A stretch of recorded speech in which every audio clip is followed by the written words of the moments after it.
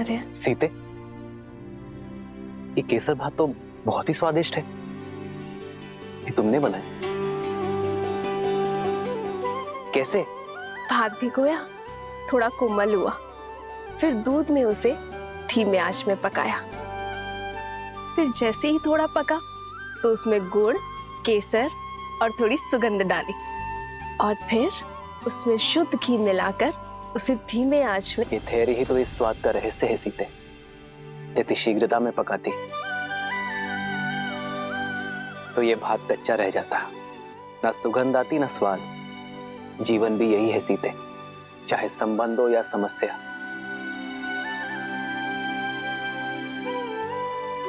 समय की आज के साथ ही इसे समझा जाता है और सुलझाया भी जाता है। और यदि शीघ्रता दिखाई तो सुख और शांति नहीं, चिंता और दुख मिलेगी। स्पष्ट कहिए आर्य। मैं तुम्हें बातों में नहीं उलझा सकता सीते, और तुमसे असत्य भी नहीं कह सकता। इसलिए समय दो सीते, क्योंकि सत्य कहने का समय अभी आया नहीं। समस्या को जानने से पूर्व उसकी चर्चा करना उचित नहीं है।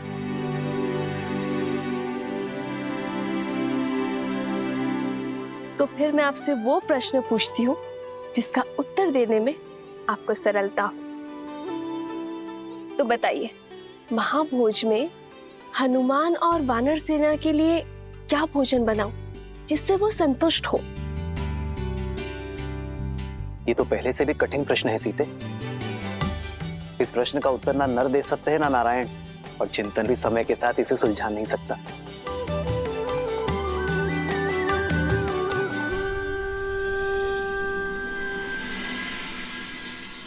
हमें प्रयास करना होगा कि किसी को धन का अभाव ना हो, और इसलिए दान नहीं, जीवन जीने के लिए रोजगार की व्यवस्था करनी होगी। दान व्यक्ति को अशक्त बनाता है, पर कार्य व्यक्ति को सक्षम बनाता है। सरयू पर बांध की व्यवस्था से अयोध्या वासियों को रोजगार भी मिलेगा और अकाल से मुक्ति भी।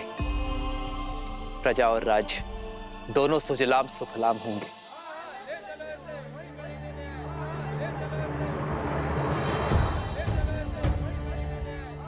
ये कोलाहल कैसा?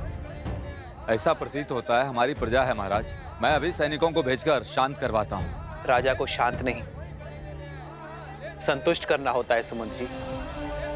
प्रजा का सुख मुझ तक पहुंचे ना पहुंचे, उनका असंतोष अवश्य पहुंचना चाहिए। उन्हें भीतर बुलाइए। रक्षा करिए महाराज, रक्षा कीजिए, हमारी रक्षा कीजिए, हमारी रक्षा कीजिए, हमारी रक्षा कीजिए, रक्षा कीजिए महाराज, रक्षा कीजिए महाराज, रक्षा कीजिए महाराज। शांत हो जाइए। जो बात है निसंकोच कहिए, निर्भय होकर कहिए। हमारे प्राण संकट में है, रक्षा कीजिए महाराज,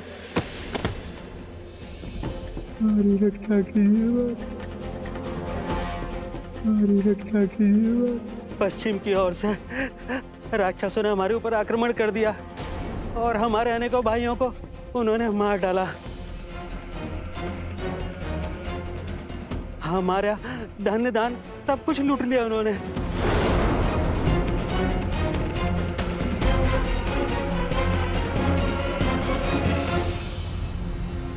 उठिए।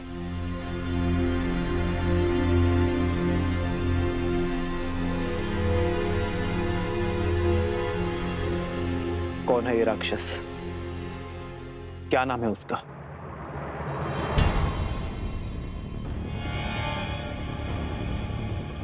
आप मौन क्यों हैं?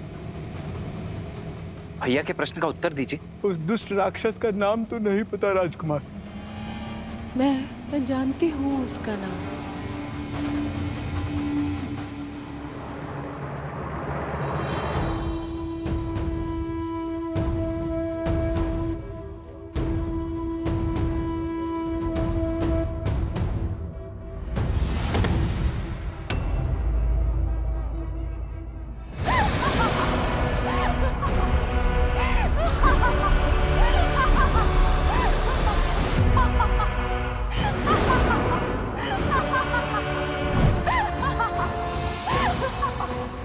शूर्पणखा। रुक जाओ लक्ष्मण। मेरे मामा भस्कर्ण ने बचाया है ये हाहाकार तुम्हारे राज्य में राम। वो भास्कर्ण जो संपूर्ण राक्षस कुल का प्रतिशोध लेंगे, हमारे खोए हुए मान सम्मान को लौटाएंगे। है बल तो आओ और लड़ो उनसे, बचा लो अपनी इस अयोध्या को।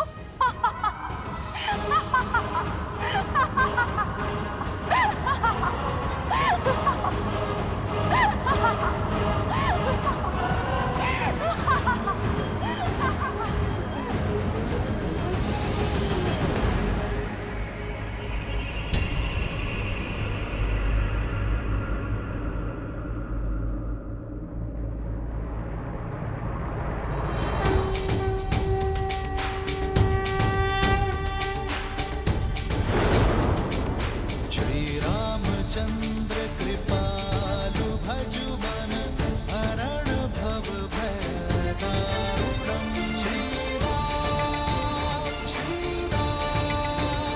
राम राम श्री राम। अधिक प्रसन्न मत हो तुम। भूल गए कैसे एक ही बाण से तुम्हारे प्राण संकट में ला दिए थे मेरे भाई ने। भूल गए मेरे भाई अहिरावण ने तुम दोनों भाइयों को कैसे बंदी बनाया था पाताल में। भूल तो तुम गई हो शूर्पणखा, कैसे एक ही प्रहार से अपने कान और नाक दोनों खो बैठी थी तुम। अभी स्मरण करता हूं। नहीं लक्ष्मण, अधर्म चाहे जितनी शक्ति बटोर ले, वो धर्म की धरा पर पग नहीं रख सकता। ये शूर्पणखा नहीं, केवल उसकी माया है जिसका लक्ष्य है भय फैलाना। शूर्पणखा केवल संदेश देने आई है, उसे अपना कर्म करने दो, धर्म निभाने दो। अधिक समय शेष नहीं है तुम्हारे पास राम, जो करना है कर लो। हर क्षण के साथ तुम्हारी इस प्रजा को हम राक्षस बना देंगे।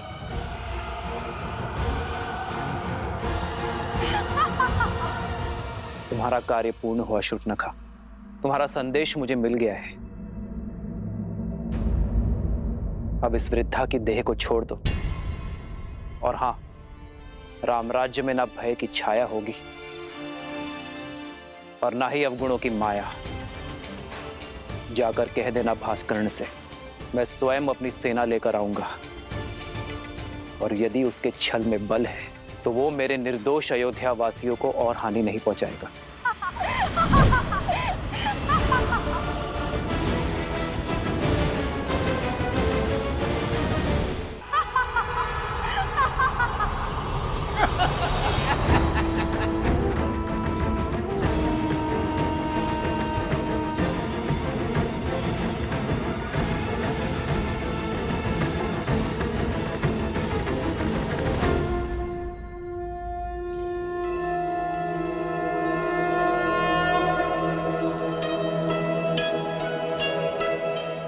माता, आपने स्मरण किया?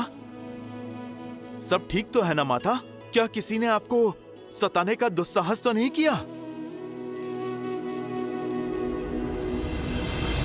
जिसका इतना सचेत पुत्र हो, ऐसा शूरवीर पति हो और इतने सामर्थ्यवान देवर हो, उसे कष्ट पहुंचाने का साहस कौन कर सकता है भला?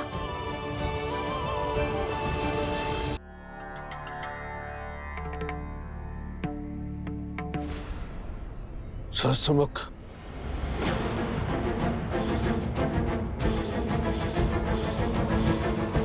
आपका आभास उचित था श्री राम। भास्कर्ण वो आसुरी शक्ति नहीं है जिसकी चिंता हमें घेरे हुई थी। आपकी चिंता का विषय सहस्त्रमुख रावण था। हाँ ऋषिवर, समझ रहा हूं कि उसकी काली छाया प्रवेश कर चुकी है। ये वो असुरी शक्ति है जो बाहर से नहीं भीतर से प्रहार करती है। लोक अपवाद और असंतोष उसके अस्त्र हैं। हमें अयोध्या को सहस्त्रमुख रावण के इन अस्त्रों से बचाने की आवश्यकता है। प्रसाद खाओ।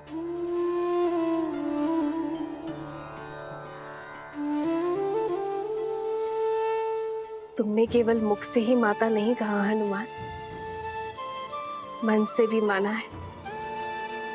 इसलिए आज ये माता अपने पुत्र को उनका प्रिय भोजन खिलाना चाहती है। ओह, तो हमारी माता वचन अनुसार महाभोज का प्रबंध कर रही हैं।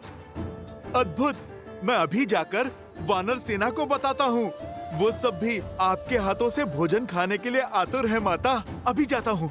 हनुमान, मेरे प्रश्न का उत्तर तो देते जाओ। कौन सा प्रश्न माते? यही कि तुम्हारे और तुम्हारी वानर सेना के लिए ऐसा क्या भोजन बनाऊं जिससे तुम्हारा पेट भी भर जाए और मन भी। माता, ये तो बहुत कठिन प्रश्न है। वो क्या है ना, वानरों को भोजन तो बहुत प्रिय होता है, और यदि आपके इन हाथों से मिले वो तो अमृत है। अद्भुत। माता, मैं एक काम करता हूँ। मैं अभी अपनी वानर सेना से पूछ कर आता हूँ। वो क्या है ना, इसका उत्तर तो मेरे पास भी नहीं है।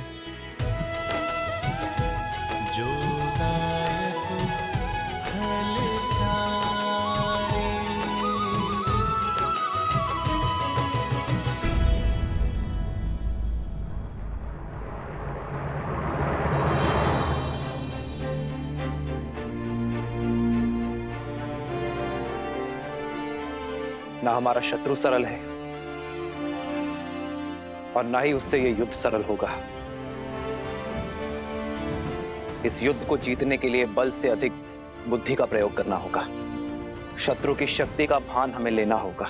किंतु महाराज, हम शस्त्र से लड़ सकते हैं, माया से नहीं। मुझे आज्ञा दीजिए भैया।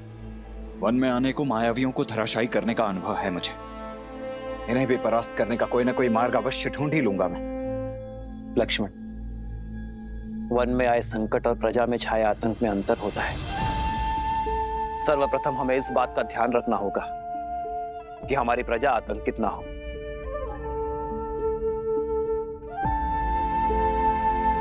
और लक्ष्मण, असाधारण शत्रु को साधारण रणनीति से नहीं हराया जाता। हमें सैन्य बल के अतिरिक्त कुछ और भी चाहिए होगा। भास्कर्ण और उसका पुत्र संघार दमन, ये दोनों साधारण राक्षस नहीं है। बल और छल के धनी है, माया विशेषज्ञ है, रक्तपात के प्रेमी है। जो भी इनके सामने आता है उसे वे मृत्यु के घाट उतार देते हैं। अपने माया के बल से वो अंधकार में भी प्रवीणता से युद्ध करते हैं।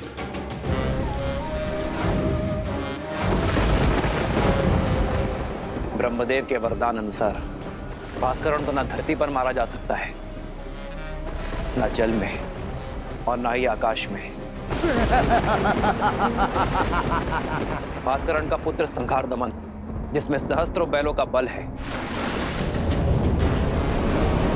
जिसके सानिध्य में आठों दिशाएं, सागर का बवंडर और चक्रवात है।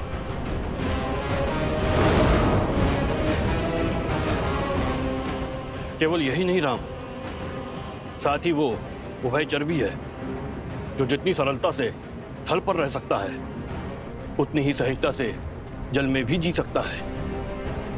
ब्रह्मदेव के वरदान के अनुसार उसकी मृत्यु जल के भीतर ही हो सकती है, वो भी तब जब उसकी श्वास नली काट दी जाए।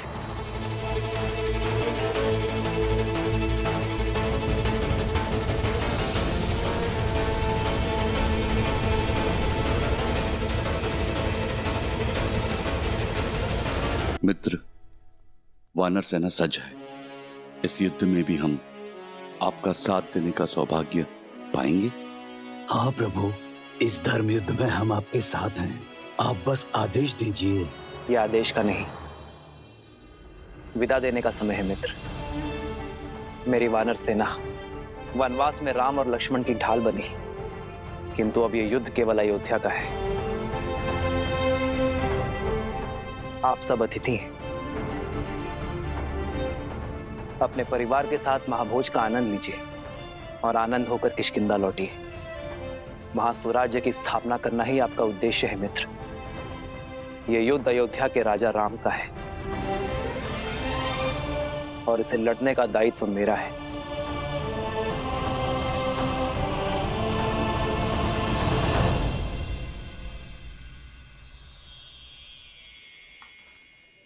ये क्या है हनुमान?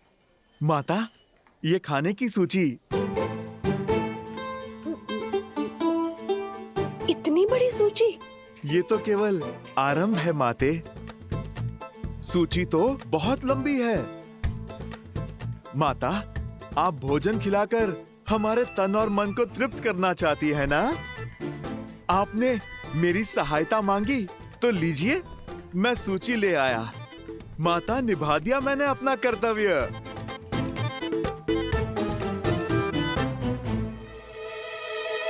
अब तो आप प्रसन्न है ना?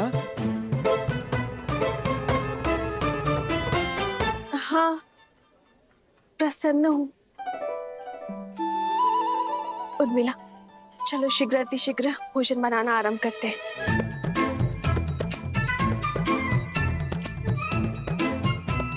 समझ नहीं आता पहले क्या बनाए दीदी, आरंभ कहाँ से करें? ना ही इस दुविधा का अंत दिखाई दे रहा और ना ही इस सूची का। आप इतनी सारी चीजें कैसे बनाओगे? वचन से बंधी हूं ना, पीछे नहीं हटूंगी। चलो।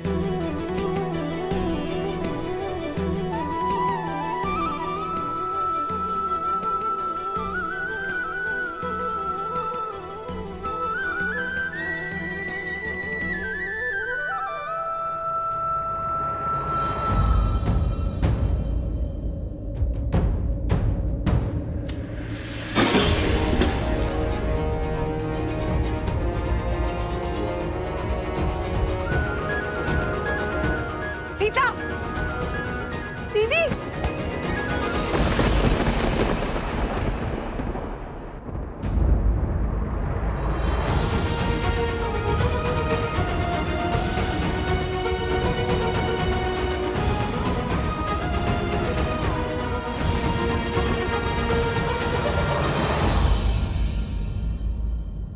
यदि हमें शत्रु के बल का पूरा ज्ञान हो जाए तो समझो ये युद्ध हमने आधा जीत लिया है। अब समय आ गया है कि अपनी शक्ति को इस प्रकार सज्ज करें कि हमारा शत्रु अचंभित हो जाए। हमें उपयुक्त शस्त्रों को खोजना होगा। प्रभु, प्रभु, प्रभु, वो माता सीता। प्रभु, क्या हुआ सीते को? क्या हुआ सीता को? बोलो हनुमान। प्रभु, वो माता सीता मूर्छित हो गई है।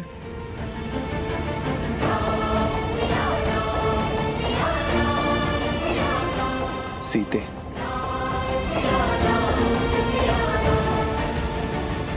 वैद्य जी, मेरी चित्त की व्याकुलता को मिटाइए। बताइए क्या हुआ है सीता को? चित्त में चिंता नहीं, आनंद को भर ले राजमाता। इस तरह पर शीघ्र ही श्री राम के उत्तराधिकारी के नन्हे नन्हे पग पड़ेंगे।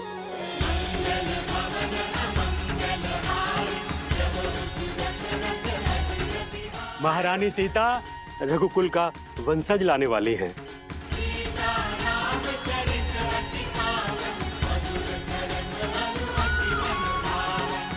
सच? मेरे राम की संतान आने वाली है? आपको कोटि कोटि धन्यवाद।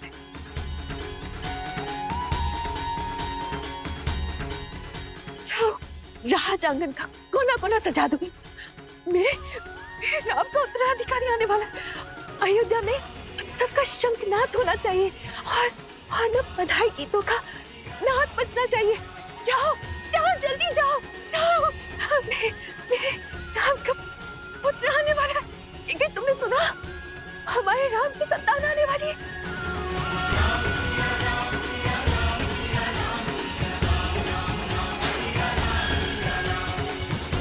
सुनो सुनो सुनो, शुभ समाचार है। महारानी सीता माँ बनने वाली है। महारानी सीता माँ बनने वाली है।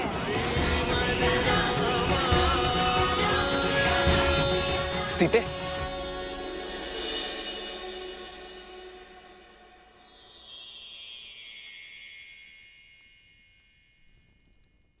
सीते, क्या माँ? सीते, पुत्र को पिता बनने की बहुत बहुत बधाई। मंगल भवन अमंगल हारी, द्रवहु सुदशरथ अजिर बिहारी। राम सिया राम जय जय राम, राम सिया राम जय जय राम। अरे अब भावों में बहती ही रहोगी या तैयारियां भी करोगी? पूरे राजमहल और सारी अयोध्या में उत्साह और उत्सव का रंग भी तो बिखेरना है। चलो चलो सखियों। हो हर्षित रही नगर के लोगा, करहि सकल सुर दुर्लभ भोगा। अब पहले से अधिक ध्यान रखना होगा तुम्हें सीता का। इस अवस्था में पत्नी का संबल और पति का साथ उसका प्रेम ही तो होता है। अहनिसि विधि मनावत रही, श्री रघुबीर चरण रति चाही। चलिए दीदी, अब पत्नी पति को समझाएगी उसे क्या सुविधाएं चाहिए। राम सिया राम सिया राम सिया राम, राम सिया राम सिया राम, राम सिया राम सिया राम सिया राम, राम सिया राम सिया राम।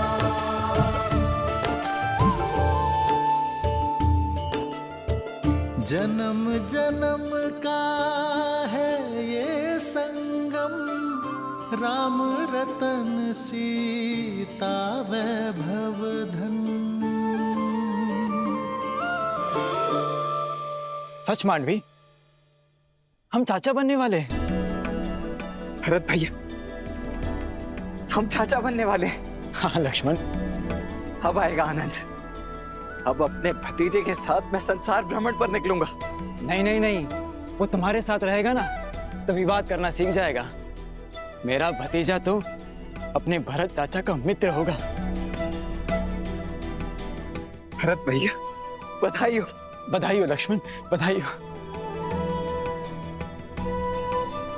आज महाराज दशरथ होते तो राम की संतान का समाचार पाकर भूले नहीं समाते।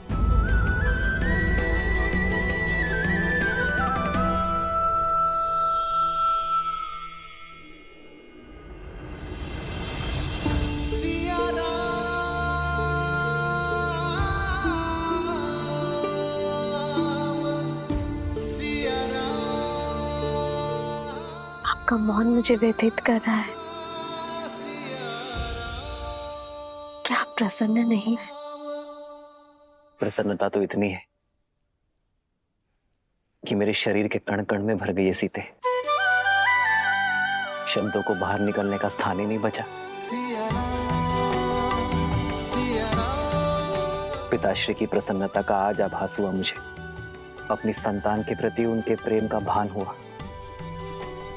जब पिता बनने का आभास होना इतना मधुर है तो पिता बन जाना कितना सुंदर होगा।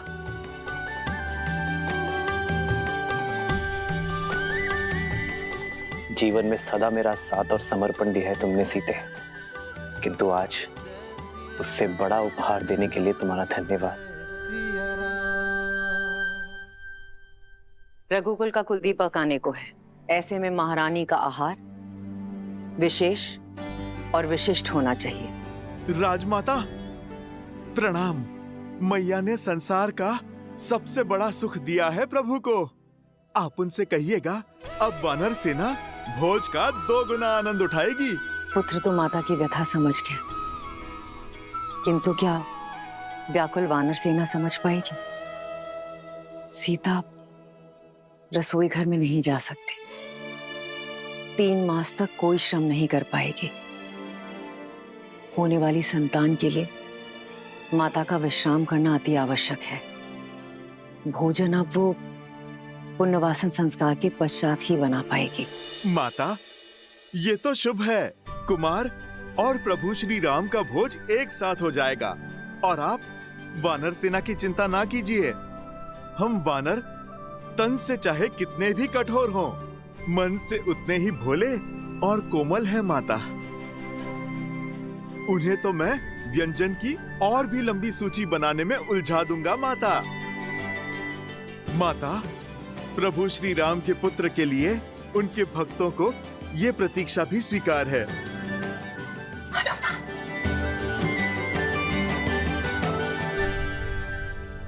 सीते ये भेंट मेरे और तुम्हारे आने वाले प्रेम प्रतीक के लिए।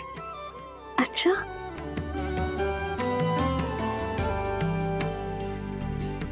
संसार में आने से पहले ही इसने आपका प्रेम भी बांट लिया। हाँ मैंने तो बांटा है, पर कदाचित तुम मां बनने के पश्चात मेरे साथ अन्याय ना कर बैठना। संतान को लेकर स्त्रियां कई बार अपने पति के साथ अन्याय कर बैठती। वो तो है। आइए देखते हैं कि आप इसके लिए क्या लाए हैं।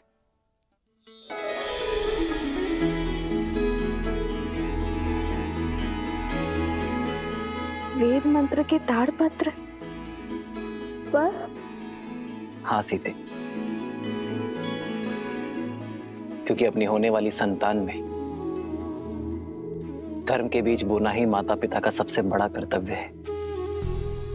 एक स्त्री को तो जीवन भर उपहार में वस्त्र और आभूषण मिलते हैं, किंतु गर्भावस्था में एक स्त्री के लिए उत्तम भोजन और ये पुस्तक ही सर्वश्रेष्ठ उपहार होता है। इनसे जागी चेतना केवल गर्भवती को ही नहीं, उसके गर्भ को भी धर्म के साथ जोड़ती है। आज जो संस्कार हम अपनी होने वाली संतान में डालेंगे, वही संस्कार इस समाज और इस संसार को उज्जवल बनाएंगे सीते। हमारी ये नई यात्रा आज आरंभ हो चुकी है। ये मंत्र और हमारी शिक्षा हमारी होने वाली संतान को उच्च आचरण देंगे। जो धर्म नारी को सर्वोपरि मानता है, उनका सम्मान करना सिखाएंगे। नारी माता, बहन, गृहिणी का सम्मान करना अति आवश्यक है सीते। उन पर अन्याय और अत्याचार करना महापाप है। इस विचार का प्रचार और प्रभाव केवल हमारी होने वाली संतान पर ही नहीं, संपूर्ण समाज पर होना चाहिए सीते। आज तक मुझे मिली हर भेंट से अधिक अनमोल आपका दिया ये उपहार है आर्य। इसे पाना मेरा सौभाग्य है और मैं वचन देती हूँ आप हमारी संतान सदा धर्म और न्याय का संस्कार पाएगी, नारी का सम्मान करेंगे और उसका प्रचार और प्रभाव समाज पर डालेगी। राम सिया राम जय जय राम, राम सिया राम जय जय राम।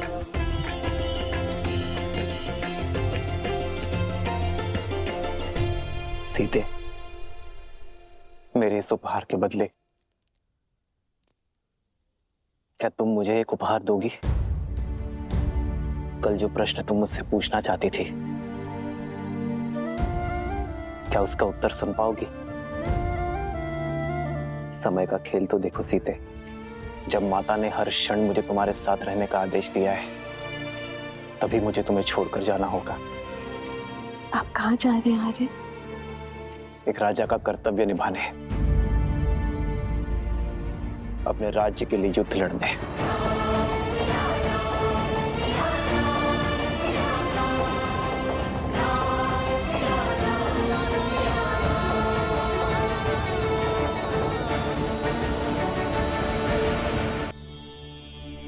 सीते, रावण के मामा भास्करण ने अयोध्या पर आक्रमण कर दिया है। अपनी प्रजा की रक्षा के लिए मुझे अस्त्र उठाना होगा। जिसके पास धर्म और न्याय की ढाल हो, उसे अधर्म का कोई वार नहीं हरा सकता। मुझे विश्वास है कि विजय आपकी ही होगी आर्य। और रही बात हमारे साथ की, तो माता पिता का कर्तव्य संतान को भविष्य के लिए सच करना भी तो है ना। इसे धर्म और न्याय के जीते जागते उदाहरण से आपसे सीखना होगा कि ये राजा रामचंद्र का पुत्र है।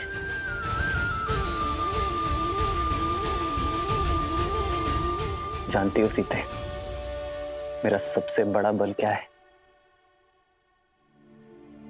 तुम्हारा विश्वास। राम सिया राम सिया राम सिया राम, राम सिया राम सिया राम,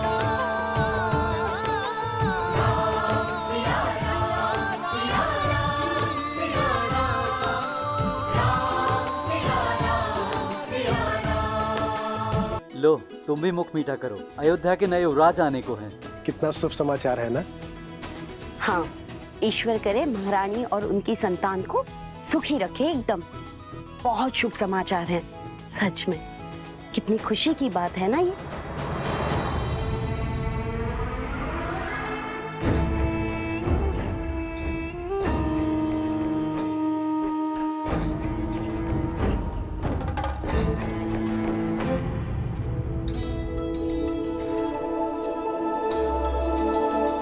लीजिए भैया, आप भी लड्डू खाइए।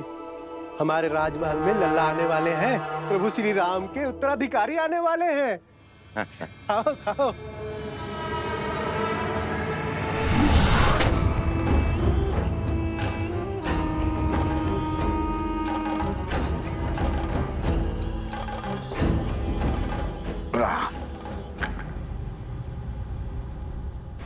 भैया, क्या ये सत्य है?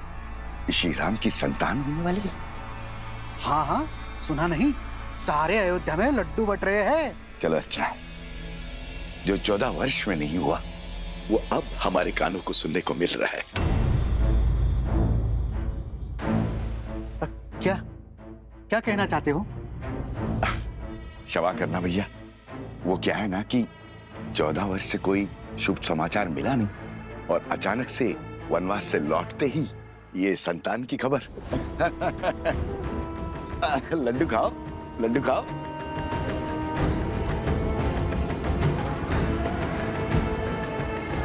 किसने अयोध्या की गरिमा पर इतना बड़ा घोर लांछन लगाया है? किसने उनके गरिमा का वध किया? किसने? सामने आओ, अभी मैं उसकी जीवा काट लूंगा। मारो, मारो मुझे, मारो। क्षमा के योग्य नहीं हूं मैं। बचपन में माता मारती थी, बड़ा हुआ तो मित्र मारने लग गए।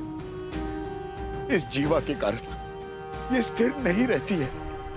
कहीं पे कुछ भी बोल देता हूं मैं। घोर अपराध हो गया, मुझे स्वयं को दंड देना होगा। मैं स्वयं को दंड दूंगा।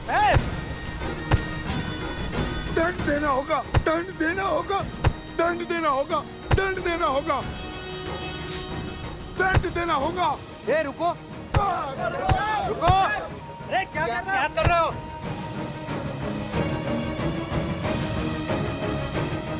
श्री राम और अयोध्या से प्रेम ही इतना है, सुख के समय पे भी तर्क खोजने लग गया।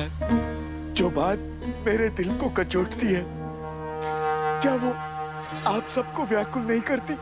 हमने श्री राम की तरह वनवास के दुख नहीं भोगे। हमने तो महारानी सीता की तरह 6 महीने उस दुष्ट रावण की लंका में रहने का दंश नहीं भोगा। सोचिए, विचार कीजिए, क्या क्या हुआ होगा उस 6 मास में, क्या क्या बीती होगी महारानी सीता पर। क्या ये विचार आपको व्याकुल नहीं करता? अपनी व्याकुलता हमें नहीं, श्री राम को बताना, वही निर्णय लेंगे। चलो मित्रों। अरे रुको रुको, कहां जा रहे हो? मैं स्वयं लज्जित हूं। अब तुम जाकर ये प्रश्न श्री राम से पूछकर उन्हें लज्जित करोगे? वो श्री राम जिन्होंने अयोध्या को मान दिया, सब मान दिया, उन्हें लज्जित करोगे? क्या उत्तर देंगे? उनका तो स्वयं संबंध है इस घटना से। देवी सीता के लिए रावण का वध किया है श्री राम ने।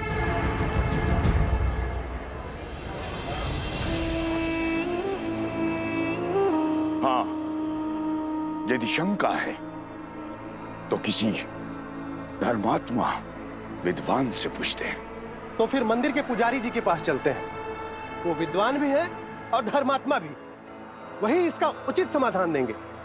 ये उचित? बिल्कुल। हाँ क्यों भाइयों? बिल्कुल हाँ, सही हाँ। बोल।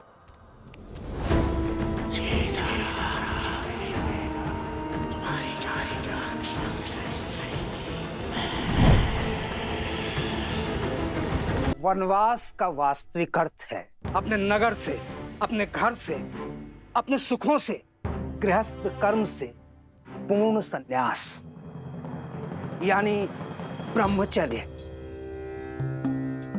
श्री राम जैसा पुरुष जिसके मन में धर्म के संस्कार बसते हों, वो वन के वातावरण में संतान को जन्म देके उस संतान को धर्म से वंचित नहीं कर सकता। वो अपना ब्रह्मचर्य नहीं तोड़ सकता।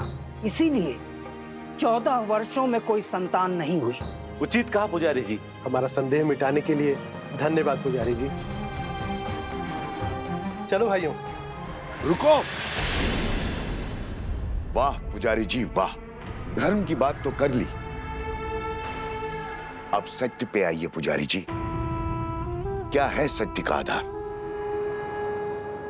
विश्वास से कल्पना होती है, सत्य को प्रमाण चाहिए। बोलिए, है कोई प्रमाण?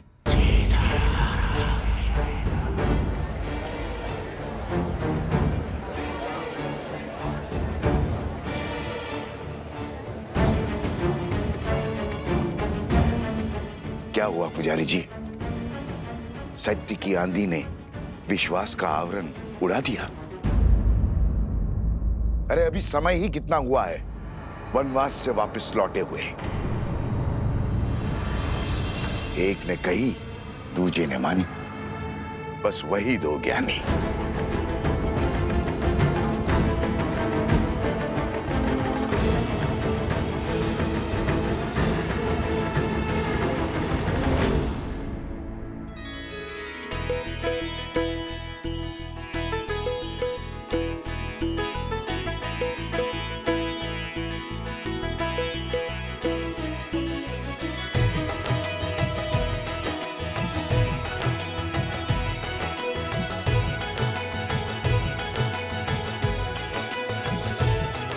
हनुमान,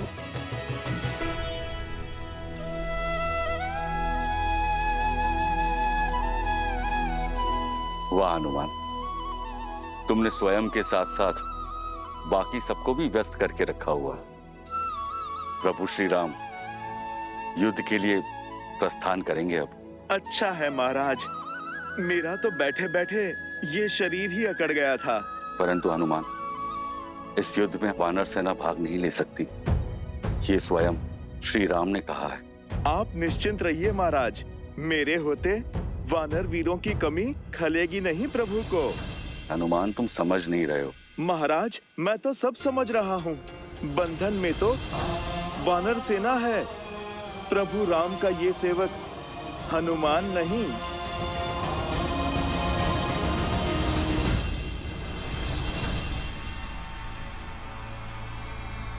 सुना है श्री राम अपनी सेना लेकर पश्चिम की ओर जा रहे हैं, उस दुष्ट भास्करन और उसके बेटे से लड़ने। हाँ, आक्रमण तो हुआ है, कदाचित शत्रु बड़ा बली है। राम भास्करन से युद्ध करने जा रहा है।